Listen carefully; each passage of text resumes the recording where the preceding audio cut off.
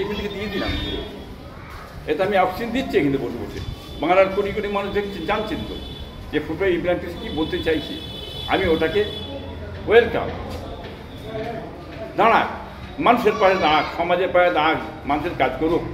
কী মনে সত্যতার উপরে দাঁড়িয়ে, সমাজে দাঁড়িয়ে, ন্যায়ের উপরে দাঁড়িয়ে সমাজের কাজ করুক, মানুষের কাজ করুক, এটা আমি চাই। ভাই কাসিম সিদ্দিকী কেন, আরও দুটো ভাইভাবে দাঁড়াতো, এবং খুব পিস কেন, আরও বাংলার জ্ঞানী গুণী আলিম ওলামা কি বলে তারাও দাঁড়াতে পারেন, কোনো অসুবিধে নেই। সেটা আরও সমাজের জন্য ভালো হবে, এটাই আমি বলতে চাই। মুখ্যমন্ত্রী যে ওয়াকআপ নিয়ে একটা ঘোড়াভাবে বার্তা দিলেন, যে তিনি বললেন যে আমার থেকে খারাপ হবে না কেউ যদি আন্দোলন করে, আন্দোলন করার ইচ্ছা হলে দিল্লি গিয়ে করে। তারপরে দেখছি পীরজাদা এবং আলিম ওলামা তাদের দিক দিয়ে মুখ ঘুরিয়ে দিচ্ছে, সেই কি প্রভাব পড়ছে আস্তে আস্তে? দেখুন, মুখ্যমন্ত্রী ওই কথাটা যে কেন বলেছেন এটা সবাই তো বুঝতে পারছেন না।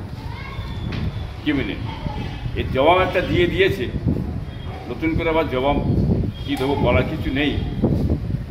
ওই যে অকাবলি একটা বড় বিকেটে মিটিং হবে এটা একটা হাওয়া তুলেছিল, ভিতরি খুব চক্রান্তশালী ভিতরি আছে, কিছু ভিতরি আছে, মুনাফিকি চাল তাদের আছে। এটা দেখিয়ে দিয়ে মানুষের ইমেজটা টেনে দিয়ে আস্তে আস্তে এটাকে বন্ধ করার ধান্দায় চলে যাচ্ছে। এটা বুঝতেই পারছে বাংলার মানুষ কারা আছে, এবং তাদের কাছ থেকে একটু আমরা দূরে থাকি। এই জন্যই আমার ভাই আমরা না হচ্ছে ভালো আছে, আমার সমর্থনকে লোকে যাক, আমরা যেতে পারছি না, এই জন্যই সারা আমরা দিয়েছিলাম। ওর ভিতরেই দাল মে কুছ কালা হয়। যে জিনিসটা মনে রাখবেন, আসানুল্লাহ শিমুলতলা, হ্যাঁ, মৌলানা আসানুল্লাহ সাহেব, সে আমানুল্লাহ সাহেব, সে জিনিসটা ভেঙে বলে দিয়েছিল।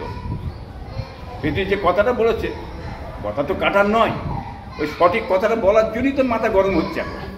মাথা গরম কিছু হবে না, সঠিক কথা হ্যাঁ আমানুল্লাহ বলে দিয়েছে। কি বলি, আমরা যদি মহব্বতের ছেলে সে হক কথাটা বলে দিয়েছে, বেড়ে কিছু মাথা গরম। একটা কথা মনে রাখবেন যে ওয়াকআপ নিয়ে বলছে আমার চেয়ে খারাপ আর কেউ হবে না, মুখ্যমন্ত্রী সাহেব বলেছে। হ্যাঁ হ্যাঁ, বাংলায় চুপ করা যাবে না। তবে এই কথাটা বলার ব্যাপারটা হচ্ছে কি, এর ব্যাপারটা হচ্ছে যে হিন্দু ভাইদের ভোটটা ভেঙে যাচ্ছে মমতার কাছ থেকে, মমতার বিশ্বাসযুক্ত হেরিয়ে ফেলছে, যার কারণে এইটা বোঝাতে চাইছে যে ওয়াকআপের বিরুদ্ধে আমি দাঁড়িয়ে আছি।